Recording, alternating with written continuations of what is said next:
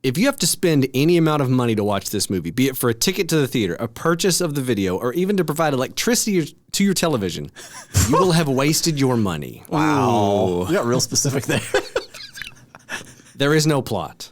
It's the usual jumble of gunfire, explosions, people jumping, shooting, talking on radios, flying in or being shot at by helicopters, drones, airplanes, etc. He just described a lot of plot. Clearly watching this in an Amish community with no electricity. The movie is bad, but go ahead. It's your life. Bon Jovi, it's my life. That was a 1-star review from IMDb.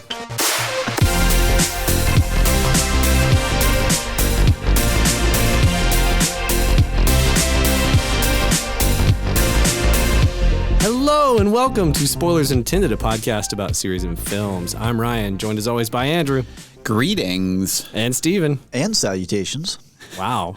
The whole line between the two of them. Just got to line it up, knock it down. And this is our third in our Mission Rewatchable series, covering Mission Impossible 3, since it's the third episode. I was hoping it'd be like Mission Impossible 6 here, like number 3, 6, you know. Well, it's whenever you say like Mission Impossible 3, and I'm like, there's no subtitle to this, is there? No, there isn't. I don't Not think yet. it's MI3. I'm pretty sure it is just MI3. Yeah, it's just Mission After Impossible. this, though, we get like Ghost Protocol, Rogue Nation, Fallout. I wonder what the Dead decision Reckoning was there. Part 1, Appendix 4. Yeah, .exe. It falls apart fast, actually. I don't know what the logic was there. Like, we had MI1, Mission Impossible 2, and 3, and then they're like, what about subtitles? Well, at this point, you start to get where there's so many, I guess. I don't know. But you put a 4 on it. No, it's probably because of some other film that was successful around the time that they were making Ghost Protocol. They were like, ooh, subtitles. That's a pretty good way to do that. Hey. Research shows that the market likes subtitles. This could bump our results by 10%, guys. Yeah. The money man makes the call. Yeah. Well, it's just you want to bump your SEO up, right? You can't just put a 4. You got to Maybe put that's what it is. That's the opposite. SEO would be much easier if it was just the 4. Then everything would be like MI3. Instead, it's like : Tom goes to Hollywood. But they want to pick up the person who's searching for like, I want to see what TV shows out there about ghosts. Ghost Protocol. Is this about ghosts? No, this is Tom. Oh, this is awesome. You're saying they grab other people's SEO. Extra stuff. Okay. Yeah. Stealing. People are hot on ghosts. Put ghosts in there somewhere. Are so hot right now. Yeah. But we already have the script written. You're going to put Ghost Protocol in it somewhere. And I want him to look at the camera and wink when he says it. So then it's like, is that like a Ghost Protocol? Is it a Ghost Protocol? Or are there like ghosts? Or is that like the name of the... No. Just put the words there. Just leave the rest of it alone. Just leave it. Yeah. All right, tangent over. This is part of our Mission Rewatchable series. The format of this episode is a little bit different. We're just going to have like a round table discussion. So after the plot summary, be warned, spoilers from the get here. Everywhere. This is an older movie. We're rewatching the Mission Impossible. Not that old. That's 2006. 2006. That's 17 years 17 ago. years old. Wow, don't say that. Man. This movie could drive but not drink. Think on that, Andrew. What kind of driver would this movie be? I was a shaky driver. A real shaky driver. Man. They get pulled over in an instant. In an absolute instant. All right, let's jump into a plot summary for Mission Impossible 3, shall we? All right, retired from active duty and training recruits for the Impossible Mission Force, Agent Ethan Hunt, played by Tom Cruise, faces the toughest foe of his career. Owen Davian, played by Philip Seymour Hoffman, is an international broker of arms and information who is as cunning as he is ruthless. Davian emerges to threaten Hunt and all that he holds dear, including the woman Hunt loves. Oh. Dun, dun, dun. Released in May 5th, 2006. Yep. So I remember seeing this in theaters. I saw it in theaters. I did too, as well. Yeah. This was like right after he had the jumping on the couch moment. Yes. And this it was, movie, wasn't like, it suffered because of that. Like, it didn't have as good a box office as it could have. Because I remember seeing this movie and be like, this is pretty good, actually. Like, I feel like Mission Impossible finally hit its stride, and he just torpedoed it because he just had to jump up and down on a couch. And that is why you just don't do stuff like that. Don't need to. Just don't. Never go on Oprah. Can't be trusted. So directed by JJ Abrams. Which was, I got a little bit of that, trivia man. for you on that. This is JJ Abrams' first feature film. Oh, wait, really? Yeah, this is the didn't know first that. movie that he directed. Oh, I thought it was Super 8. So this is his directorial debut. Yeah. Super I 8 was came out in surprised. 2009. 8, 9. 8, yeah, somewhere in there. Close Yeah. enough. After 2006. After JJ. I didn't realize that. Other trivia: JJ Abrams is also credited as writing and performing 2 musical scores on this film. Really? Yeah. Oh, if you watch the credits, those credits were just scrolling by, and the wife and I were just kind of chatting about it. She goes, "Wait a minute, JJ, written and produced by or performed by JJ Abrams," and we like backed it up. And I actually went too far when I backed it up, and so she had seen the second mention, and so then we caught another one. We're like, "Wait, he did this one too!" Like, what the heck? Wow. I didn't know he was a composer. I would like to seek that out. Yeah. So yeah, with a budget of $150 million, this is the most expensive movie ever undertaken by a first-time feature film director. Wow. Oh, wow. Okay. I guess because Lost was really hot Yeah. at that time, Oh, that's yeah. probably how he got it. Probably, yeah. And Yeah. I don't know. I don't think this wasn't a Bad Robot production. So this is before he had his, Yeah. Yeah. No, it wasn't. you know, Probably production Bad company. Robot came out after this. Right. Yeah. So, anyways, I thought that was interesting because I knew he directed it, but I didn't realize this was his feature film. Well, so I guess that makes sense because there's a lot less JJ Abrams in this film. There is. Than other JJ Abrams films. Yeah. So I guess The least amount of JJ Abrams. Yes. The proto Abrams. the proto Abrams. Molecule Abrams? What? No. What? No. Yeah. Yeah, I'm trying to think. It stars Tom Cruise. I was gonna say Star we got Tom Cruise, obviously. You have Michelle Moynihan, Philip Seymour Hoffman. Yep. Phenomenal. Killer. Yeah, does fantastic in everything he's ever my touched. gosh. Ving Rhames, Maggie Q, Simon Pegg, Lawrence Fishburne, and Billy Crudup. I actually liked so in previous episodes I've talked about how I don't really like Lawrence Fishburne that much, and John Wick specifically that we talked about. Yeah. He really did good in this. he did really good in this. Oh yeah, Kerry Russell and Jonathan Rhys-Meyers are also in here. Yes. And Maggie Q. Yeah. Lawrence Fishburne is a great, I can't really say the full word here, but a hard something kind of boss, right? Buttocks. Yeah. Buttocks. Yeah, that one scene where he's just like dressing him down, and they keep trying to interrupt, and he's like, "Excuse me, are you throwing a title at me right now?" Yeah. Oh, I was like, that was a good scene. Yeah. Lawrence Fishburne did really good in that part. Yeah, he fits that kind of character really well, I think. Oh yeah. That was. Yeah. So what did you guys think of Mission Impossible 3? So I actually really like this film for it's one of those things where it's like when you're watching it now, you can see a lot of the, I'll say seams of like the age. Yeah. Of like, there's really bad color grading in this. Oh, dude, the bleach bypass, The shaky cam. A lot of shaky cam. the everything is green and orange, like color grading they did. So I remember whenever I think about Mission Impossible 3, like before I watched it now, the only thing I remembered was green. Yeah, That is a lot of green. It is, Yeah. it is very tinted green. Yeah. There's also a lot of really snappy cuts, like in the action sequences. It's like over here, over there, camera 3, camera 4, camera 3, camera 3. Yeah, and the shaky cam adds to the fact that it just does. is a bar fest sometimes. But whenever you remove those elements from it, I actually like the story quite a bit. Philip Seymour Story's Hoffman good. absolutely destroys it as the villain. Yeah. Tom Cruise does a really good performance. Even what's her face, his wife. Michelle Moynihan. Oh, Michelle Moynihan. Yeah, she does really good. Julia. Even what's her face? I thought you were gonna have a criticism after that.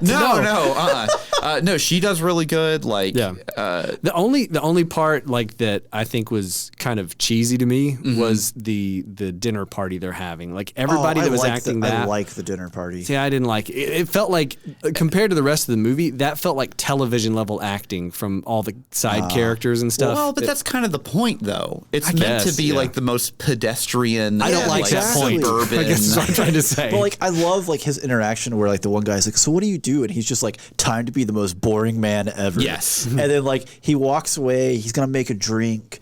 And you know, like she's telling the story in the other room. He can see her through the glass. And again, like they immediately lay cues down as like what his abilities are. He's reading their lips, knows the story, so he leans in, provides the information. Like, how did he hear this? Like, it's like it bleeds through the seams of who he is in real life, as opposed to this persona he has. And then he pours out the dumping the ice gets like he like answers the phone, hangs it up, and the next scene is him just going out the back, tossing all the ice in the backyard, and be like, "Honey, we're out of ice. I gotta go to the store."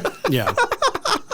But yeah, I mean, like, honestly, this was definitely the first time, like, watching a Mission Impossible film where I was like, ooh, I could get behind this. And I think the reason why is because Philip Seymour Hoffman was such a good villain that he leaves such an impression on you at that first cold open that you want more. And he really doesn't have a lot of screen time in this film. Right.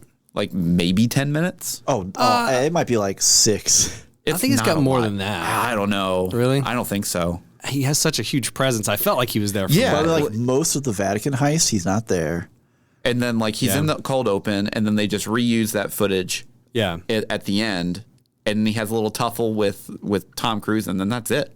And Yeah. then like whenever they capture him in the plane, there you go.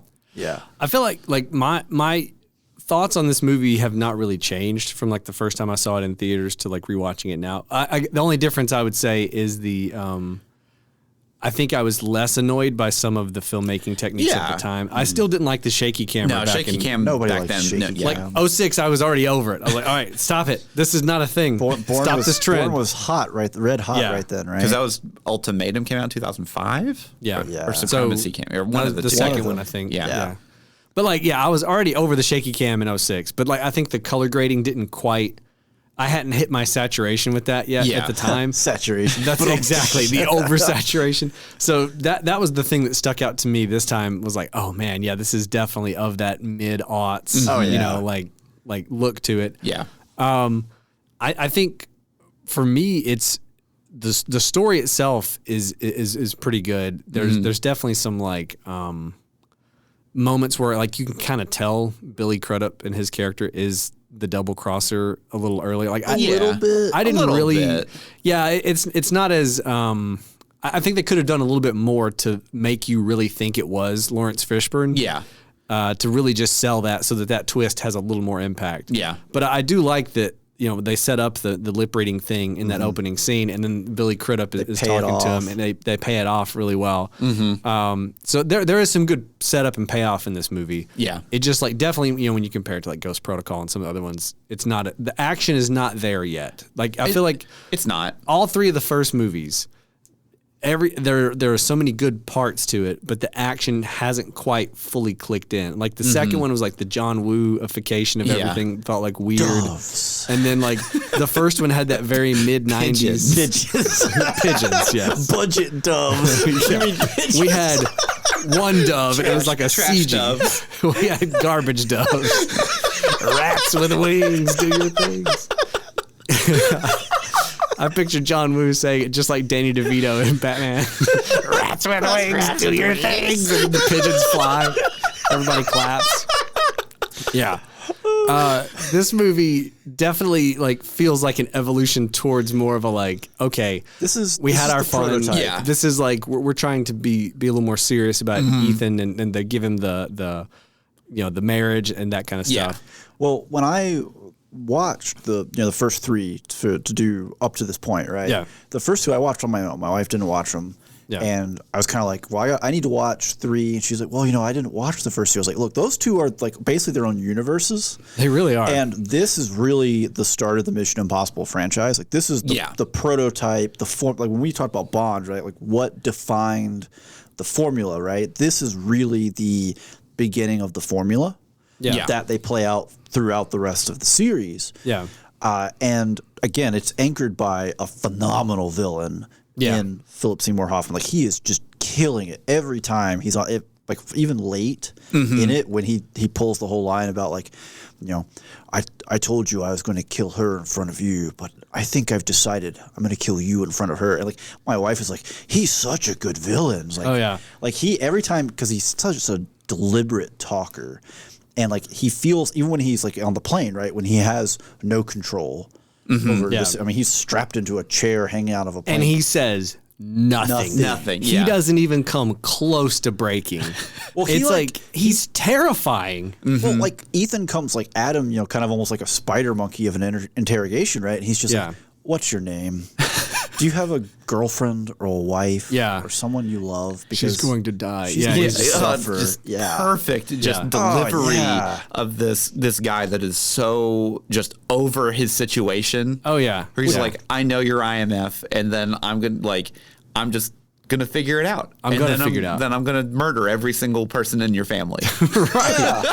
Well, especially compared to, you know, the bad guys from the first 2 movies, Yeah. right? You know, that have felt kind of one note, kind of cartoonish. I mean, like the first one, the second one is a cartoon. The first one is just a different type of spy movie. It is at the end of the day. It is, yeah. But he's the first villain, I guess, that feels scary. That's like terrifying of like what this dude could do. Mm-hmm. This feels too very much like a Bond competitor, right? It does. More so, yeah. We get a ton of gadgets on display, like just everywhere. And I think while we can ding the action sequences, the actual like operation sequences, you know, like I think kind of the Vatican, the heisty type, is are good. just boom, boom, boom, over and over and over again. Great. Yeah. And I feel like the two characters we have who have actually, you know, made it this far in the franchise, in Ethan and Luther. Yeah. I feel like they have phenomenal chemistry. Their conversation, like mid-operations conversation, like fantastic. when he's dressing him up to impersonate, that's my Davian, favorite part. And just and he's talking like, about the you know, wedding. They talk like, about, I don't think you should be engaged. Like Luther, we got married 2 days ago. It's just Congratulations. Yeah, just turns on a dime. Oh, it's so good. Yeah. Yeah, so the Vatican sequence is pretty great. It really feels like they got that really written down because they take that for the further move or for the later films and they just amp it up. Right. Yeah. But even that one in 3, like it has the hallmarks of a good operation or heist, whatever you want to call it, because all the pieces are moving. Well, you know enough of it to kind of know where things are starting, and then as things start to shift, you're like you're never fully clued in as to what their the goal goal is, and then when it connects, you're like, oh, that's satisfying. Like it's just like that last piece falling into place. You know? Well, they're communicating with each other, and like, you know, I'm through the door in 30 seconds, or I'm, you know, in this hallway. And then you have that amped up tension of the guards going back to check, and they don't have the voice isn't ready. And he has to ad lib. He's like waving him out.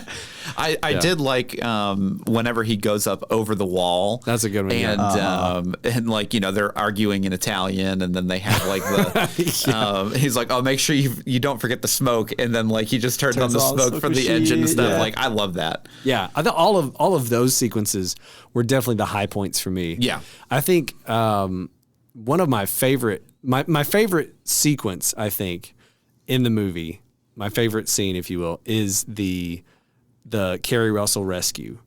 So like from the start really good, to the execution to the end with the bomb in her head, that is such a gnarly thing that like you're not ready for it, because it's, again, in the Mission Impossible universe, we haven't really seen any gruesome deaths. We haven't had a ton of them. And you did have Emilio Estevez get killed by an elevator spike. You don't see it happen. Yeah. This really drives home that like, this is real. You understand. This is not your mommy and daddy's Mission Impossible. No, but you understand why he would want to like get back in the field now, because it's like this happened on his watch, right in front his hands. Like, because also they're so good at what they're doing. It does have a bit of early 2000s with the freaking trackball machine guns. It's for sure. Yeah, a little silly, but don't you talk about my trackballs like that? Stupid trackballs. That was one of the things, because I haven't seen this in a while, and it was one of those things where like when this mission started, and I was like, oh, the stupid trackballs are going to come out. I forgot about the trackballs, but like they're so like in control. It's like he's just playing Golden Tee over here. Yeah, he is. Yeah. you know that dude. You go into like your local bar, like, man, who always has the high score at Golden Tee? It's Luther. It's Luther. He hacked into every Golden Tee just to set the high score.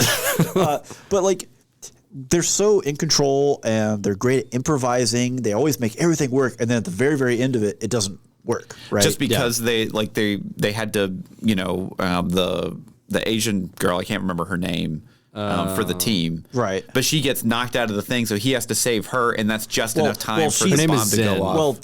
Which I don't think they ever say her name out loud. The defibrillator case is what they're holding on to each side of. So that's literally how he pulls her back in, is with the case they need. Yeah. And those kind of things, it's like, it's just a comedy of errors at that point, to where like it was out of their control. And the one thing I love about that whole sequence is up until like basically he gets her out of the chair and like he pumps her full of adrenaline and stuff, and like they're kind of interacting, you think that she just got captured and she's not very competent, and then the second she's like, hand me the gun, and it is like full on just tactical, just going which is through a lot of search, fun. which is really, really cool sequence. And you're like, oh, she's like really good at what she's doing. Yeah, she got betrayed, basically. And they also work together very well. Yeah. But then we have the portrayal, and I love the layers in there where it's like she even says, it came from his office. Yeah. Not that it's his voice, which again in the Mission Impossible world, you couldn't trust that either. Yeah. Right. Oh, I have photos of him. You can't trust that either. Yeah.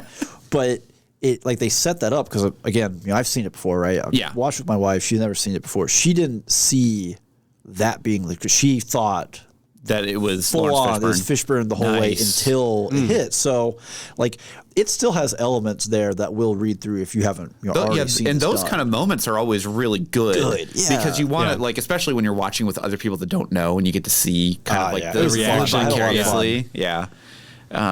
So I think one of my favorite scenes is pretty much right at the end after he kills Davian. Yeah. And then he comes back in and he is explaining to Julia like what a Beretta is, how to shoot it, how to reload it, while he has like this sound in his head. Yeah. And he's like. She's like, you need to explain. She's like, I can't explain. I don't have time. You're going to have to turn this on and turn this off real quick. Don't forget to turn off the part. Don't forget to turn off the part. And this whole sequence, and then the second that she does it, bad guys come in and she has to stop. Her husband at this point is dead. And that's such a video game sequence. It did feel like the cutscene's over. Level begins. Yeah. But I love that kind of because it really amps up the tension. Yeah, for because sure. you know that like the only person that can bring him back is her. Well, and then when he pops back up, and he like pops up ready to go, like grabs the gun ready to go, and he looks around, he's like, "You did this?" Like, all right, Yeah. Yeah, it was good, and you do have like the little like bow tie at the end where they I guess allow her to come into the IMF and like she gets it brought in. Yeah, I do love him explaining to her. So I work for this agency called IMF. What does it stand for? Impossible Mission Force. Like, you're kidding me, right? Like, they make fun of the fact that it's kind of a cheesy name. Yeah. I love the sequence. So I'm not a huge fan because like the Vatican heist is great. It's really well spelled out, right? The rabbit foot heist, obviously, it's kind of like a little bit of subversion. There's a time crunch, right? But I love the setup for it of the stupid baseball machine, like bouncing the base, like where she's like batter up and the ball to get the guard's attention. But the bit where the other two members of the team, I don't remember their names, but the pilot guy, and the Asian lady, Zen, and his name is Declan. Sure, I don't think I know they never said his name. Them saying their if they names, said their names, it's the first scene where he's like, "This is Declan and Zen." Anyways, they just like breeze past it and never say it again. Because like Benji's name gets said multiple times, but when they're sitting in the van and she's saying the prayer, and he's like, "Well, can you teach it to me?" He's like, "Oh, like this is like a kind of a tense moment right here." Yeah. And then just Cruz comes in over the radio, 52nd floor, up, eyes up. Yeah. And it just like, blows through the glass while they're like, "Well, there's not enough space for the chute to open or whatever." But it's just such a quiet, like, tense, introspective moment, and then you just get nailed in the face with that. Yeah. I do like that you don't actually see like him trying to steal it. It's just like you're just like, we haven't heard from him. Have you heard from him? No, I don't know. And then like he just bursts out of the that's out of the window. Very unlike Mission Impossible 2, where like he goes into the the long tower and you stay with him the whole way, and then you see Luther and what they're going through, but you stay with Cruz. Yeah. So that was a good twist, I thought, of like we don't get to see that part of it. Well, and that's probably where Abrams kind of looked at that and he was like, all right, they did that last time. We're going to do the opposite this time. We're gonna so a couple of fun bits of trivia here. So after the success of Shaun of the Dead, Simon Pegg was asked whether or not he was going to be pursuing a career in Hollywood. To which he laughed and replied, "It's not like I'm going to be in the next Mission Impossible 3." And then he got cast. And then he got cast again. At that point, JJ's like, "Call him up." Ethan Hutt makes references to Lake Wanaka, right? So Lake Wanaka is a lake in the South Island of New Zealand, and which Tom Cruise visited while in New Zealand filming The Last Samurai. He liked the place so much that he included it in this film. Okay. Oh, okay. So a little Last Samurai reference for Andrew there. Andrew eats it up. Got to feed him a little bit every now and then. We'll review it eventually. Here's a little bit of Japan, Andrew. A taste of Japan. Scarlett Johansson was cast in the film early on, but was pulled out of the project. Her role eventually went to Kerry Russell. So she would have been the initial. She could have been Black Widow before she was Black Widow. Oh, okay, gotcha, yeah. Also, Ricky Gervais was originally cast to be in the film in some capacity. I don't know. That would be weird. I don't think that he was supposed to be Benji's character necessarily. He was going to be Philip Seymour Hoffman's character. I don't think so. That would have. Please, no. That would have been wild. Yeah, but he was replaced by Simon Pegg. So Okay. I think the works overall out. effect was for the better. Yeah. Yeah. Well, and I mean, and Simon Pegg has gotten some substantially good work after just this film. I mean, because he's been in every single other one. Well, he's one of the writers for it these days. Yes. Like he's been writing. He wrote on the last 2 ? I know the last one for sure, but I think the last 2. I mean, just imagine just like making like Shaun of the Dead, and then now you're in Mission Impossible franchise, the Star Trek franchise. Right. JJ Abrams really liked him. Yes, Yeah. he did. Which, I mean, I can't blame him. Well, and he in this film he only has like a minute worth of screen time. He's a maybe. very small character. Yeah. But this is the film where we start to actually pick up the pieces that are actually going to be the franchise. Of what's going to come later on, which I think I really like. Now, there's not really a big, I'll say, stunt in this one. No, not there's a there's a lot specific of stunt. small I mean, like the the bridge shootout scene with the drone and the helicopter. that's pretty exciting. One of the bigger action set pieces. Yeah. Which big shout out to when the missile hits and he's thrown up against a car. Yeah. He's thrown up against a white 2007 Dodge Stratus, and I owned that car. That specific one. That one that Tom Cruise smeared himself But when I against. saw this movie in theaters, I was like, "Ooh, that's my car!" He just fell into my car. hold So on, every time I see it now, I'm like, "There's my Stratus, Hold on, baby." Wait, Yeah. hold on. I'm going to stop you ahead. there. What Okay. was the year of the car? It was white? 06 white Stratus. Oh, okay. You said 2007, I think. the Oh, first sorry. time. I meant And I was 06. like, you've got a time traveling Dodge. You went time traveling. You've got a Dodge yeah. Stratus? No, hold on. I bought it in 06, but it wasn't 07. It was the, you know how you buy like yeah, a yeah, year yeah, ahead. you can okay, buy it in fair enough. October, yeah. Yeah. Yeah. So actually I have a question about, so whenever the missile does hit him, he doesn't get thrown forward. He gets thrown sideways. I don't understand that. JJ Abrams. Well, the missile isn't like, but the missile isn't perpendicular. Andrew, to let me him. It's explain a to you how little- missiles blow up, right? They blow up out the sides. From the shot, he's right in front of it. No, it's like, It's not far enough away to move him literally sideways. well, I don't argue with that, but also like. But I will. Give me a second. Let me get wound up a little. But like, it's not unrealistic. breaking out the for him to chalkboard. get- Yeah, well, I'm gonna pull out a pane of glass over the movie. Actually, I'm going to get a grease stick and write on your TV screen over it. So like he did with the fulcrum for the. What the I love ball. about the fulcrum scene is that from the camera's angle, it matches up perfectly, which means from Tom Cruise's angle, It doesn't it's match up wildly at all. off. That means it's way off. Yeah. And this math is not going to work. But Yeah. I do like the bridge scene just because also we get a chance to really we really kind of see it throughout that this set of IMF agents are hyper competent, right? Like this is a total buck wild scenario that's being played out upon them, and they're recovery. This person's been shot, civilian shot. We're gonna move to them. They're like moving forward in covering each other. Yeah. There's a G-36 in the car. I know as he's already like sliding into the car, kind of thing. Like they feel one like a team and two like really really competent individuals as well throughout. Like there's never a moment where it's like we need the pilot to be stupid. Yeah, Right, like no yeah. one's holding the idiot ball. Yeah. No, the other team is just more prepared. Like, I love two parts of that foam sequence. stuff that they put Number on. one was the foam stuff. Whoa, that's so cool. He just just crack it with the hammer.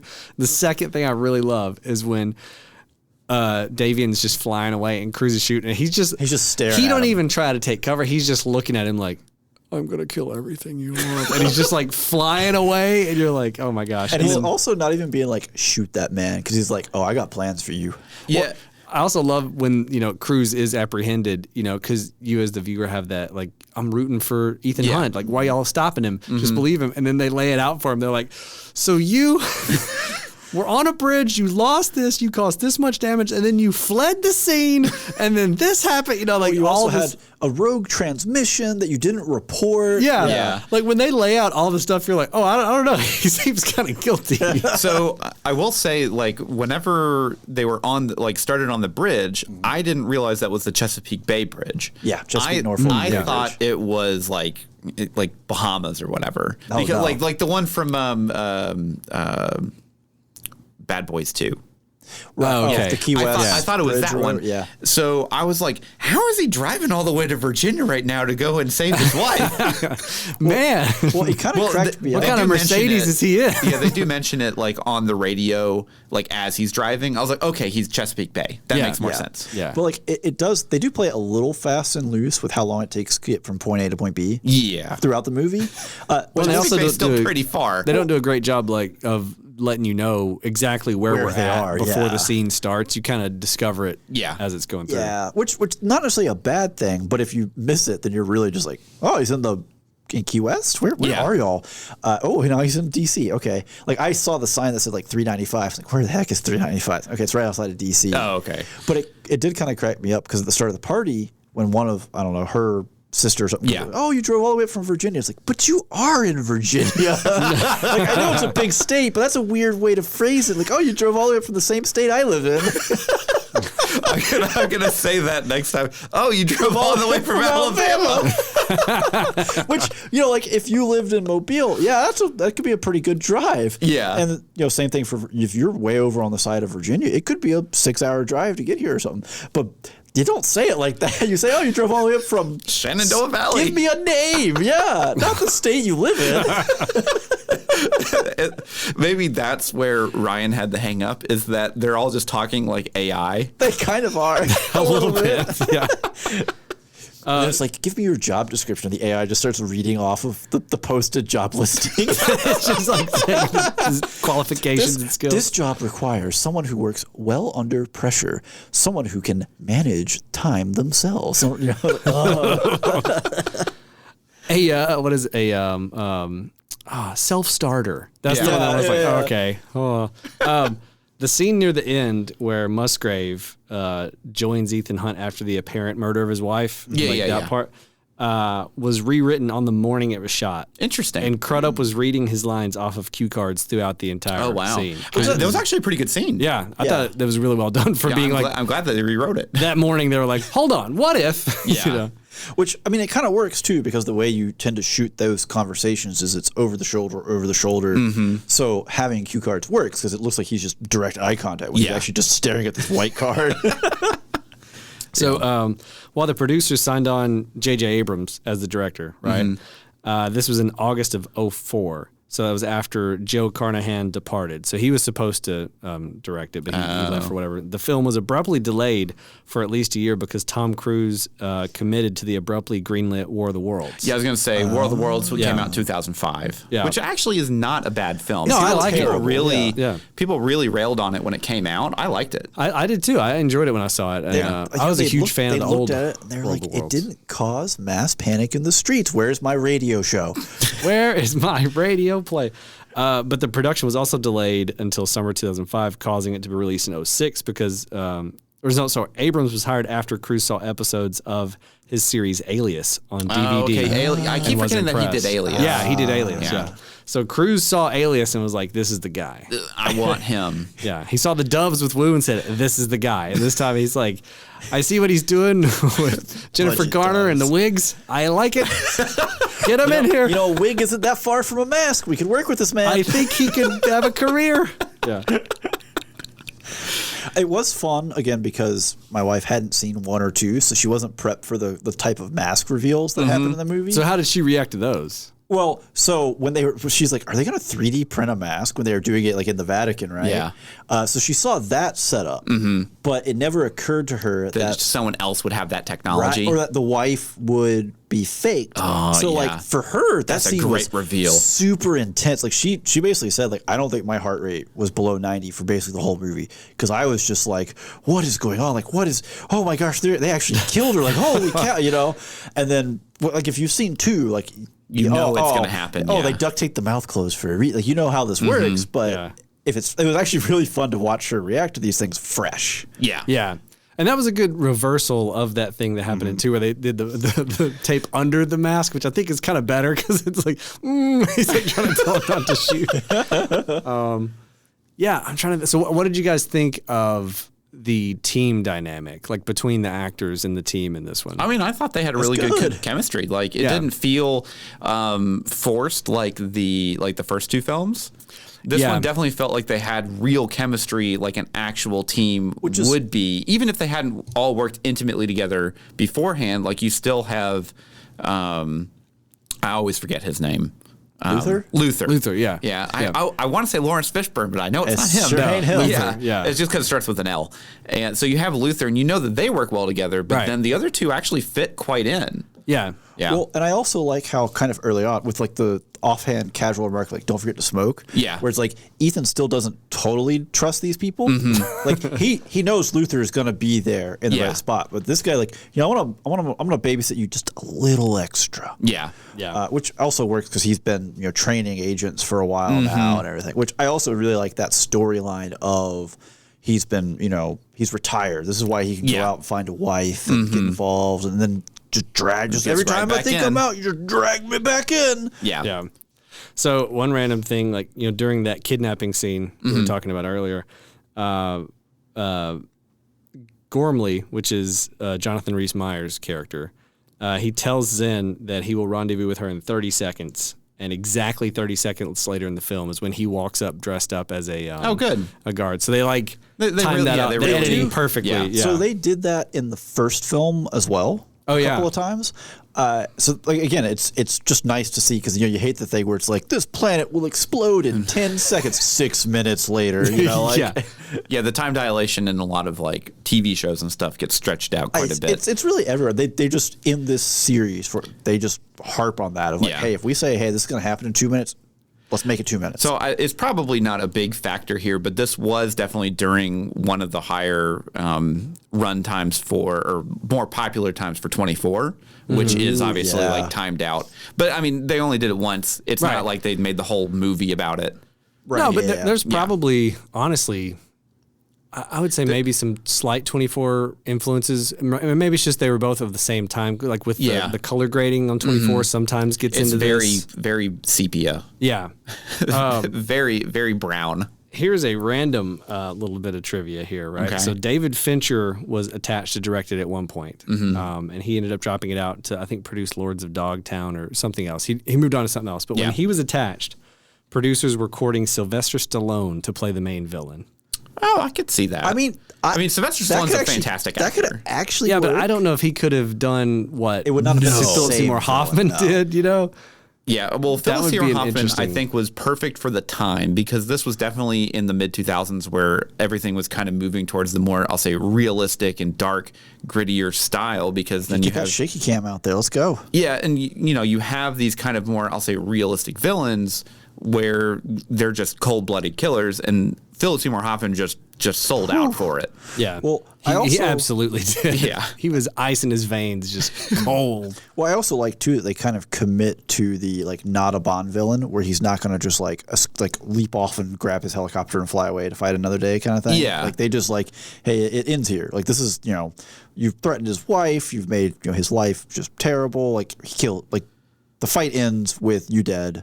Yeah. And no one is going to question, well, maybe he's just stuck in the grill, like they'll pry him out, block down, Yeah, they did a good job of like having the finality to it. So I was looking at the box office. The budget for this movie was $150 million. Which we've already stated, yes. Yeah, but like I'm just giving you context again. Dang, just rag him about it. Well, man, I was gonna say how much it grossed. Like that gives you context. He wants to let people. Apologies for those at home who aren't taking notes like Andrew, I guess. Instead of just being like, well, here's the gross. If you want to know what the budget was, you got to rewind back to minute 7 of the episode. Rewind back to 7. Dang, what minute did we say it at, Andrew? Was it 7 minutes and 22 seconds? You nerd.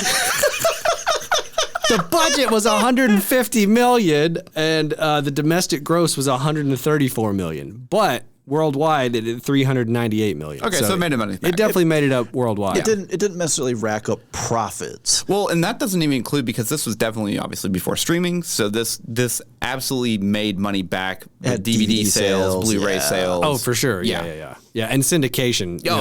Especially back then, people TNT TBS, never TBS underestimate stuff. how much. FX, AMC. USA. It probably was a TNT. Keep saying film. things. Yeah.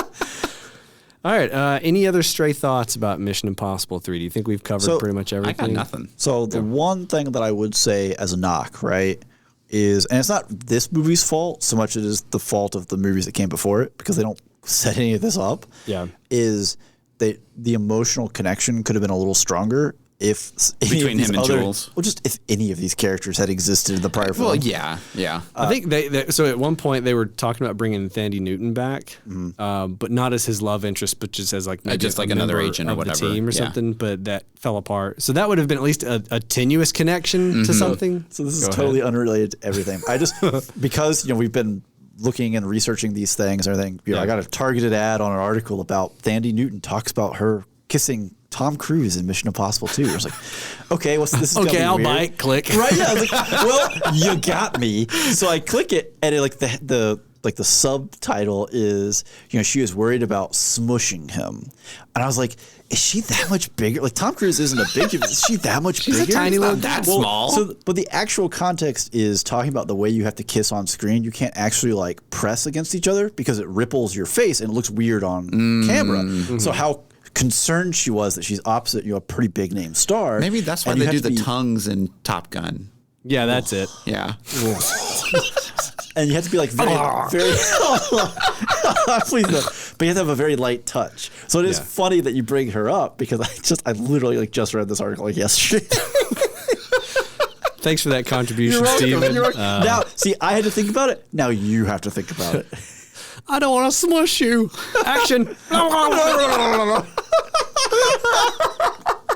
All right. Who wants to talk about our Patreon? Get us out of here. So for just $1 a month, we will not smush you. In fact, Unless we you're will- into it, then, I mean, come on. No. Check out our OnlyFans. We'll smush whatever for a dollar. We're not going to smush you. We will Okay. smother you with bonus content. Hey, there it is. Yeah, that's a good time. That's right. If you're a pervert for getting smothered in bonus content, have we got a deal for you? For just $1 a month, you get access to all of our previous bonus episodes, as well as guaranteed one bonus episode a month, sometimes more. And now these are Nevertheless. nevertheless, these are a little off topic, a little different from our normal format, Yeah. right? Like, what do we talk They're fun. about on there? I mean, we have some really fun ones, like we talk about, or we look at presidential portraits and decide if we can beat them up, Yep. Or if they would beat us, or if they would beat us up like Abraham Lincoln. He would Several of them would There are a definitely couple. just destroy us. Was it Calvin Coolidge? We were all just like, this guy looks like a serial killer. Yeah, it turns out he was. That's crazy. No, I don't know that. Check Get out out the of here, bonus Ryan. episode to find out if he was. What was it? We had the Star Wars tier list. Star of Wars the main tier list. films. That was pretty our good. that was our first bonus. That was Yeah. nice and contentious at times. yeah. That was yeah, a good one. but not as contentious as yeah. doing James Bond openings Oh man, the opening theme song and the and ranking. credit roll of each one, ranking them. It was That was a tough episode, actually. heated That was episode. very heated. By tough, I mean I was so entertained. Steven had a great time because he's a chaos goblin. I didn't because I had to concede to Ryan over here. Yeah.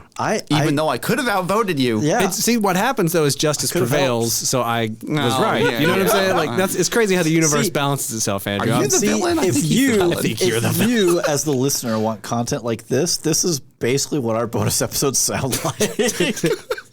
Except for However- with less structure. However, if you can't afford the dollar, we totally understand. Yeah. If you still want to support the show, you like what you've heard, we would love if you would leave us a review wherever you listen to podcasts. Yeah. Share us with your friends, share us with your family. If you see one of our posts on social media, Facebook or Instagram, like, Yeah. comment, share. If you're listening on Spotify, hit that little follow button. Yeah. And so obviously this is Mission Rewatchable. We're doing one Mission Impossible film a week, moving up to Mission Impossible 7?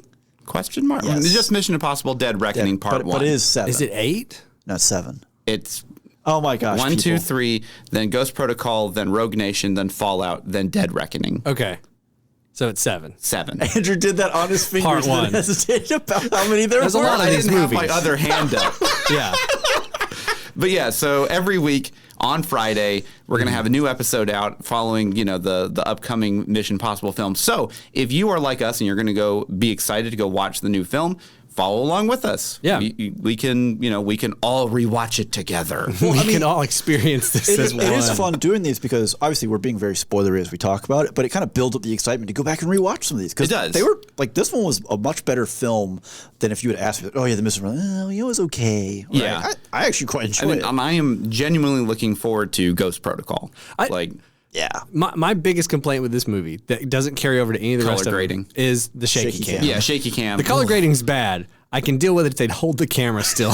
Dude, in Shanghai, when he's like falling through the air and they're just like the cameras everywhere, it's just like, I can't do this. We didn't even talk about the best part of the film. Oh, I'm sorry. We got Go like ahead. 30 straight seconds of Tom Cruise running down a street in Shanghai, Yes. just full on sprint, yelling Yeah. at people Tom in Cruise run. Mandarin. This is like the first of the movies to really feature the run, right? It was great. Got to build that budget. Let him run further. I mean, Yeah. he has like the perfect run. It's ridiculous. Yeah, I it's wouldn't much go better that than far. Steven Seagal's run. Have you ever seen his run? He doesn't run. He's On YouTube, look up He Steven Seagal running. stumbles. It's a compilation. He runs like he waddle. and he waddles. He Yeah. like slaps his hands and his legs kick out to the left and right as he Oh, goes. no. And they've got compilations from all of his 80s and 90s action movies where he's just like blah, blah, blah, blah, like it's fantastic. SpongeBob. Okay. Yes. Well, on that note, Yeah. On that note, I think that's about all the time we have. Until next time, I'm Ryan, I'm Andrew. I'm Steven. and every spoiler was intended.